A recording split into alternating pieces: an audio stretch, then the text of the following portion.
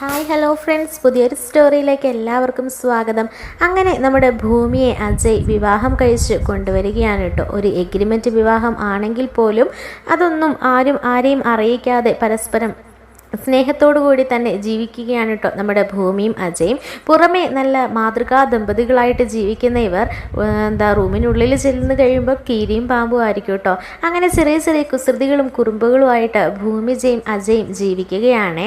ഇങ്ങനെ സന്തോഷത്തോടു കൂടി മുൻപോട്ട് പോയിക്കൊണ്ടിരിക്കുകയായിരിക്കും കേട്ടോ.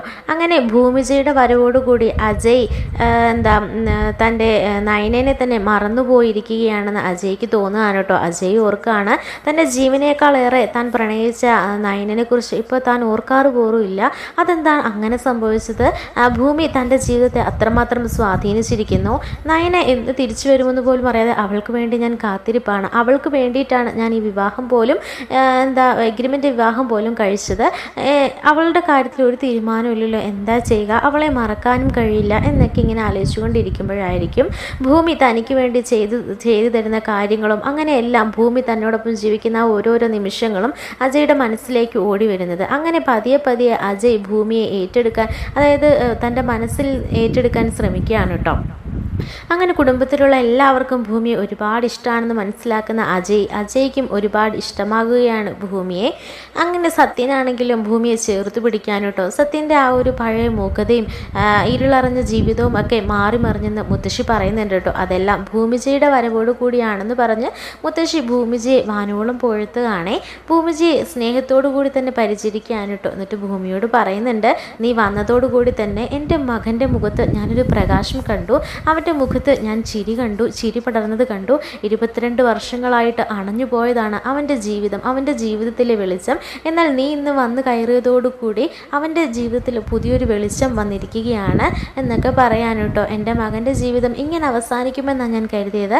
പക്ഷേ അവൻ അഭിരാമി ഇല്ലെങ്കിലും ഭൂമി എന്ന മകൾ അവനുണ്ടെന്ന് ഇപ്പോൾ എനിക്ക് മനസ്സിലായി എന്നൊക്കെ പറയാൻ കേട്ടോ.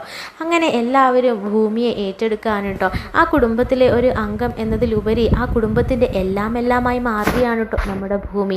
അങ്ങനെ എന്തിനും ഏതിനും ഭൂമിജ അവിടെ സൗഭാഗ്യപുരത്ത് ഒരു വലിയൊരു കാര്യം തന്നെയായി മാറിയേ. ഭൂമിജയുടെ ആ ഒരു സ്പിരിറ്റും അതുപോലെ തന്നെ എല്ലാ കാര്യങ്ങളിലുള്ള അവളുടെ ഒരു കഴിവും അത് എല്ലാവരെയും അത്ഭുതപ്പെടുത്തുന്നതായിരുന്നു കേട്ടോ. എന്നാൽ ഇതൊക്കെ കണ്ട് കണ്ണുകടിയുള്ള ഒരു 2 പേരവിടെ ഉണ്ടായിരുന്നു, ഭവാനിയും അതുപോലെ തന്നെ അഞ്ജനയും. അങ്ങനെ ഭൂമിയെ നിരന്തരം ഉപദ്രവിക്കുകയാണ്, അതായത് മാനസികമായി ഭൂമിയെ തളർത്തുകയാണെന്ന് മനസ്സിലാക്കുന്ന മുത്തശ്ശിയാണെങ്കിൽ നമ്മുടെ ഭവാനിക്കും അതുപോലെ തന്നെ അഞ്ജനയ്ക്കും താക്കീതൊക്കെ കൊടുക്കുന്നുണ്ട്. ഇരുവരോടും പറയുന്നുണ്ട്, ഈ കുടുംബത്തിലെ ഒരംഗമായി മാറിയിരിക്കുകയാണ് ഭൂമി, അതുപോലെ തന്നെ അജയുടെ ഭാര്യയും. അതിലുപരി ഈ കുടുംബത്തിലെ ചെറുമകളായിട്ട് ഞാൻ തന്നെ അവളെ ദത്തെടുത്താലോ എന്ന് ആലോചിക്കുക. അവളെ നിങ്ങൾ ഒരു കൊണ്ട് പോലും നോവിക്കാൻ ഞാൻ സമ്മതിക്കില്ല. നിന്റെ മകൾക്ക് അജയിനെ ഇഷ്ടമായിരുന്നെങ്കിൽ അജയ്ക്ക് നിന്റെ മകളെ ഇഷ്ടമല്ല. അതുകൊണ്ട് അവൻ ഇഷ്ടപ്പെട്ട പെൺകുട്ടി അവൻ വിവാഹം കഴിച്ചു. അതിന് നീ ഇത്രമാത്രം വൈരാഗ്യബുദ്ധി മനസ്സിൽ കരുതി അവളോട് പെരുമാറേണ്ട ഒരു കാര്യമില്ല. അതുകൊണ്ട് ഭൂമിയെ ദ്രോഹിക്കാൻ ഞാൻ സമ്മതിക്കില്ല. അങ്ങനെ ഭൂമിയെ ഉപദ്രവിക്കാനോ ദ്രോഹിക്കാനോ ഒക്കെ ആർക്കെങ്കിലും മനസ്സുണ്ടെങ്കിൽ അവർ ഈ പടിക്ക് പുറത്തു കടന്നു എന്ന് പറഞ്ഞിട്ട് മുത്തശ്ശി താക്കീത് കൊടുക്കുമ്പോൾ ഒട്ടും അപ്രതീക്ഷിതമായി എവിടുന്ന് വലിഞ്ഞു കയറി വന്നവൾക്ക് ഇത്രയും സ്ഥാനം കൊടുത്തല്ലോ എന്ന് പറഞ്ഞ് ഭവാനി അത് വലിയൊരു വിഷയം തന്നെ ആക്കുകയാണ് കേട്ടോ. അങ്ങനെ ഭവാനിയുടെ മനസ്സിൽ തീ കോരിയിടുകയാണ് കേട്ടോ മുത്തശ്ശിയോടുള്ള വെറുപ്പും ദേഷ്യവും ഒക്കെ ഭവാനിക്ക് കൂടി വരികയുമാണ് കേട്ടോ. അങ്ങനെ പിറ്റേ ദിവസം രാവിലെ ആകുമ്പോഴേക്കും സത്യനും മുത്തശ്ശിയും എല്ലാവരും അമ്പലത്തിലേക്ക് പോകാൻ വേണ്ടി കുളിച്ച് റെഡിയായി ഒരുങ്ങി ഇറങ്ങി വരികയാണേ. ഈ സമയത്ത് ഭൂമി അവിടെ നിന്ന് വരികയാണ്. ഭൂമിജ ചോദിക്കുന്നുണ്ട്, ഇതെന്താ എല്ലാവരും കൂടെ എവിടേക്കാ? അപ്പോൾ സത്യം പറയുന്നുണ്ട്, അയ്യോ മോളെ പറയാൻ ഞാൻ വിട്ടുപോയി.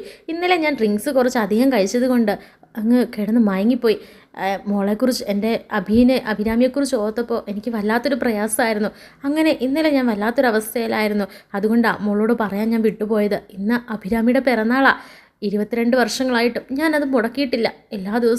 എല്ലാ പ്രാവശ്യവും അമ്പലത്തിൽ ഞാൻ പോകും അവൾക്ക് വേണ്ടി പ്രാർത്ഥിക്കാൻ, അവൾ എത്രയും പെട്ടെന്ന് തിരിച്ചെൻ്റെ അരികിലേക്ക് വരാൻ വേണ്ടിയിട്ട്. എവിടെ ആയിരുന്നാലും സന്തോഷത്തോടെ സമാധാനത്തോടെ ഇരിക്കാൻ വേണ്ടിയിട്ട് ഒക്കെ ഞാൻ പ്രാർത്ഥിക്കുന്നതാണ്. അത് ഇതുവരെയായിട്ട് ഞാൻ മുടക്കിയിട്ടില്ല. ഇന്ന് അവളുടെ പിറന്നാളാണ്, അതുകൊണ്ട് എല്ലാവരും കൂടെ ചേർന്ന് അമ്പലത്തിലേക്ക് പോകാൻ വേണ്ടി ഒരുങ്ങിയതാ. മോളും വേഗം വാ എന്ന് മുത്തശ്ശി പറയാണേ.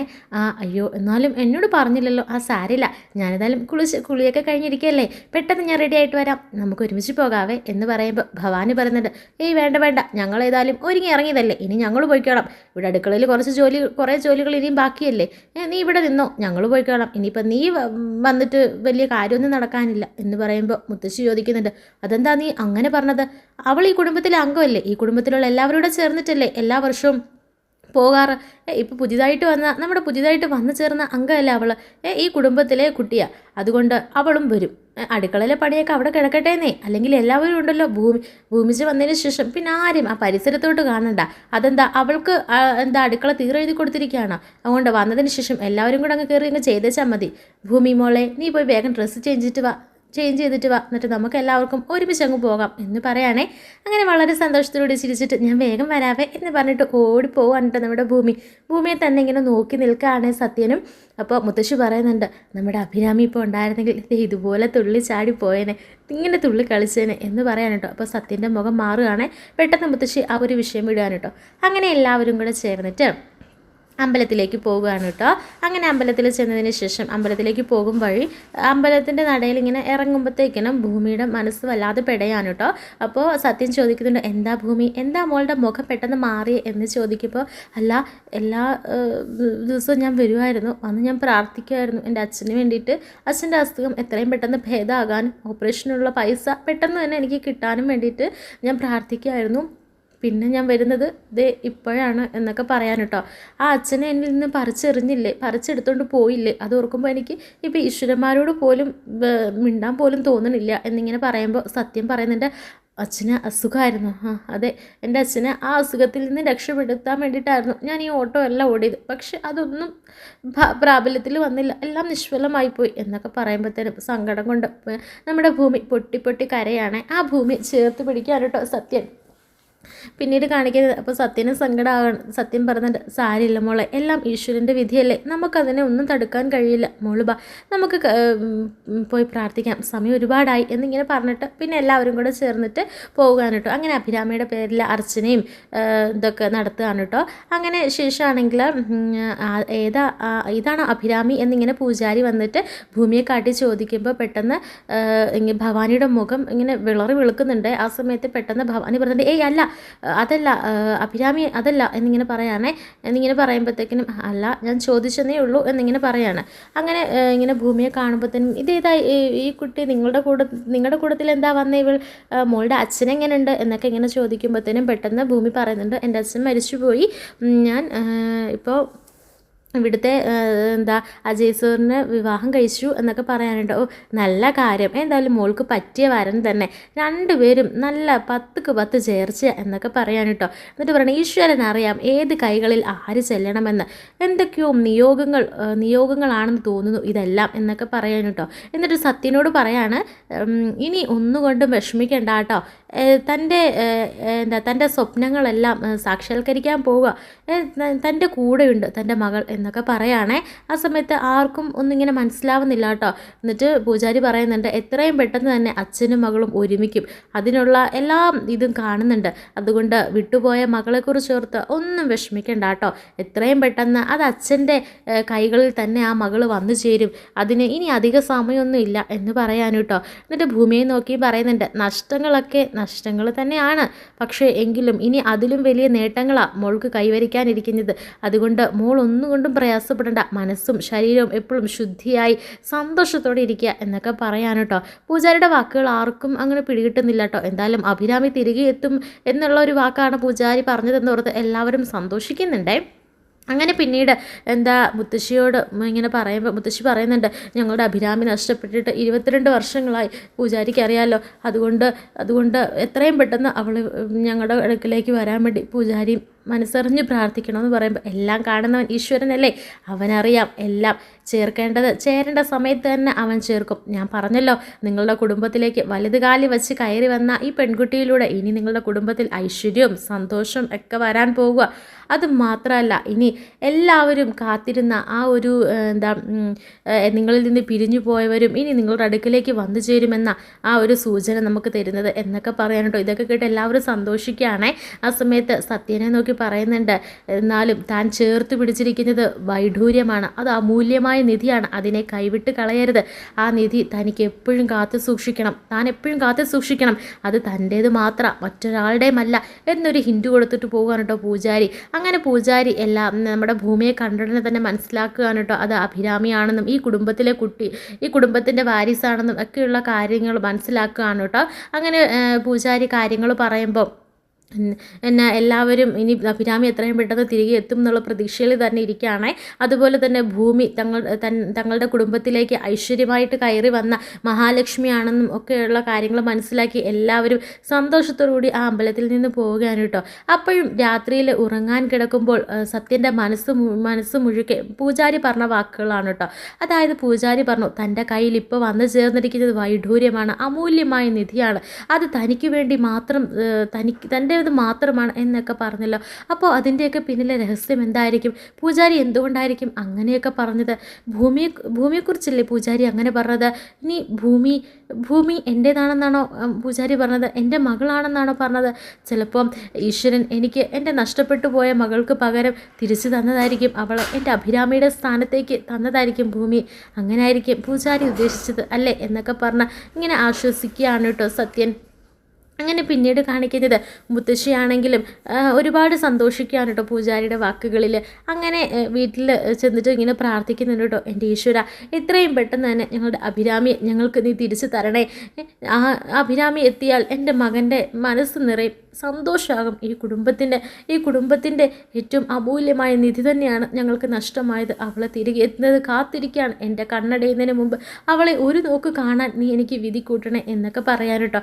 ആ സമയത്ത് കൺമുന്നിൽ വന്ന് നിൽക്കാൻ കേട്ടോ ഭൂമി. മുത്തശ്ശി, അപ്പോൾ എന്താ മോളെ, എന്താ മുത്തശ്ശി എന്തിനാ കരയുന്നത്? ഒന്നുമില്ല, ഇന്ന് പൂജാരി പറഞ്ഞതൊക്കെ ഇങ്ങനെ ആലോചിക്കുകയായിരുന്നു. അഭിരാമി എത്രയും പെട്ടെന്ന് എത്തും, നമ്മുടെ അടുത്തിലേക്ക് തിരികെ എത്തും എന്നല്ലേ പൂജാരി പറഞ്ഞത് എന്നിങ്ങനെ പറയുമ്പോൾ ഭൂമി പറയുന്നുണ്ട്, അതെ പൂജാരി അങ്ങനെ തന്നെയാണ് പറഞ്ഞത്, എത്രയും പെട്ടെന്ന് അഭിരാമി ഇവിടേക്ക് വരുമെന്ന്, ഇവിടെ എത്തുമെന്ന്, അതിനി അധിക കാലതാമസം ഇല്ലാന്ന് എന്നൊക്കെ പറയാൻ കേട്ടോ. ഞാൻ പറയായിരുന്നു അതിനു മുൻപൊന്നും ഈശ്വരനെ വിളിക്കല്ലേന്ന്. എന്താ മുത്തശ്ശി പറയുന്നത്? എന്നേക്കാൾ കൂടുതൽ വർഷം മുത്തശ്ശി ജീവിക്കും, മുത്തശ്ശി ഞങ്ങളുടെ ചെറുപ്പക്കാരി അമ്മൂമ്മയല്ലേ എന്നൊക്കെ പറഞ്ഞിട്ട് ഇങ്ങനെ കളിതമാശയൊക്കെ കാണിക്കാനുണ്ട്. ഒന്ന് പോടി നീ എന്നെ സുഖിപ്പിക്കുമെന്നും വേണ്ടേ? അല്ല നീ എന്താ ഇപ്പോൾ വന്നേ? അത് പിന്നെ മുത്തശ്ശിക്ക് മരുന്നെടുത്ത് തരാൻ വന്ന മരുന്നോ? അതിപ്പോൾ ഒന്നും വേണ്ട, ഞാനിപ്പോൾ ഒന്നും കിടക്കാൻ പോകുന്നില്ല, ഇത്തിരി കഴിഞ്ഞിട്ടേ ഉള്ളൂ, ഇത്തിരി കഴിഞ്ഞിട്ട് തന്നാൽ മതി. അതൊന്നും പറഞ്ഞ പറ്റില്ല, സമയത്ത് മരുന്നൊക്കെ കഴിക്കണം, അല്ലെങ്കിലേ മുമ്പേ പറഞ്ഞ കാര്യം നടക്കില്ല. എന്ത് കാര്യം? അല്ല മുമ്പേ പറഞ്ഞില്ലേ കൊച്ചുമോളെ കണ്ടിട്ട് മരിക്കണമെന്ന്, അതാ അങ്ങനെയൊക്കെ പറഞ്ഞ് രണ്ടുപേരും ചിരിച്ച് സന്തോഷത്തോടെ ഇരിക്കുകയാണ് കേട്ടോ. അങ്ങനെ മരുന്നൊക്കെ എടുത്തു കൊടുക്കുകയാണ്. അങ്ങനെ സൗഭാഗ്യ മുത്തശ്ശി മരുന്നൊക്കെ കഴിച്ചിട്ട് പിന്നെ കിടക്കാനൊക്കെ പോവുകയാണ് കേട്ടോ. ഇതേ സമയത്ത് തിരികെ നമ്മുടെ ഭൂമിയും റൂമിലേക്ക് വരികയാണ്. ആ സമയത്ത് അജയ് വന്നിട്ടില്ലായിരിക്കും കേട്ടോ. അപ്പോൾ ഭൂമി ഇങ്ങനെ ബാൽക്കണിയിൽ ചെന്നിട്ട് വാതിലിലേക്ക് നോക്കുന്നുണ്ട്. എന്താ പതിവിലും താമസിച്ചാണല്ലോ ഇന്ന് എപ്പോഴും നേരത്തെ പറഞ്ഞ ആൾ ഇന്നെന്താ താമസിക്കണേ? എന്ത് പറഞ്ഞാലും പുള്ളി ഇല്ലാതെ ഒരു സുഖവും ഇല്ല. എത്ര വഴക്കടിച്ചാലും പുള്ളി നമ്മുടെ കൂടെയുള്ളപ്പോൾ ഒരാശ്വാസം, ഒരു സന്തോഷം, ഒരു സമാധാനം. വൈകുമ്പോൾ മനസ്സിലെന്തോ ഒരു ഭയം. വിളിച്ചു നോക്കണോ? വിളിച്ചു നോക്കിയാൽ ഓർക്കും ഒരു ഭാര്യയുടെ കടമ പോലെ നമ്മൾ ചെയ്തെന്ന്. എന്തിനല്ലേ വിളിക്കാതിരുന്നാൽ? വേണ്ട വിളിക്കണോ? വിളിച്ച് നോക്കിയേക്കാം അല്ലേ എന്നിങ്ങനെ പറഞ്ഞിട്ട് പെട്ടെന്ന് ഭൂമിയാണെങ്കിൽ ഫോൺ എടുത്തിട്ട് വിളിക്കുകയാണേ. അപ്പോൾ അജയ് ഹലോ നോക്കുമ്പോൾ ഭൂമി ഒന്നും മിണ്ടുന്നില്ല. ഭൂമിക്ക് ചമ്മലാണേ. എന്നിട്ട് ഭൂമി ഹലോ എന്ന് നോക്കുമ്പോൾ എന്താ പറഞ്ഞോ? അല്ല ഇത്രയും നേരമായിട്ട് കണ്ടില്ല, എവിടാ എന്ന് ചോദിക്കുമ്പോൾ ഇത്രയും നേരമായിട്ട് കണ്ടില്ല, എവിടാണെന്നോ?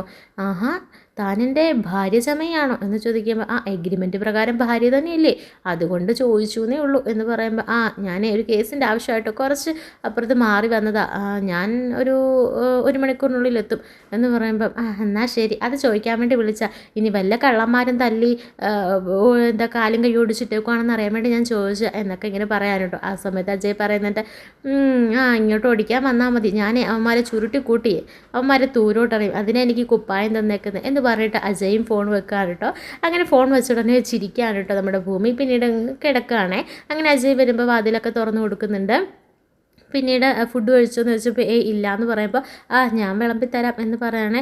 വേണ്ട വേണ്ട വേണ്ട, അതൊക്കെ എന്നും ചെയ്യുന്നത് ആ ഡ്യൂട്ടിയൊക്കെ എൻ്റെ അമ്മയ്ക്കാന്ന് പറയാൻ കേട്ടോ. ആ സമയത്ത് കൃത്യം എന്താ അജയുടെ അമ്മ വരികയാണ്. അപ്പോഴത്തേക്കിന് അമ്മേ ചോറെടുത്തതാന്ന് പറയുമ്പോൾ ചോറെടുത്ത് തരണം ആര്, ഞാനോ? അതൊക്കെ ആ ഡ്യൂട്ടിയൊക്കെ ഞാൻ നിൻ്റെ ഭാര്യയ്ക്ക് കൈമാറി കഴിഞ്ഞു. ഇനി അതൊക്കെ നിൻ്റെ ഭാര്യയെ നോക്കിക്കോളും, ഇനി എന്നോടതൊന്നും ചോദിക്കണ്ട എന്ന് പറയാൻ കേട്ടോ.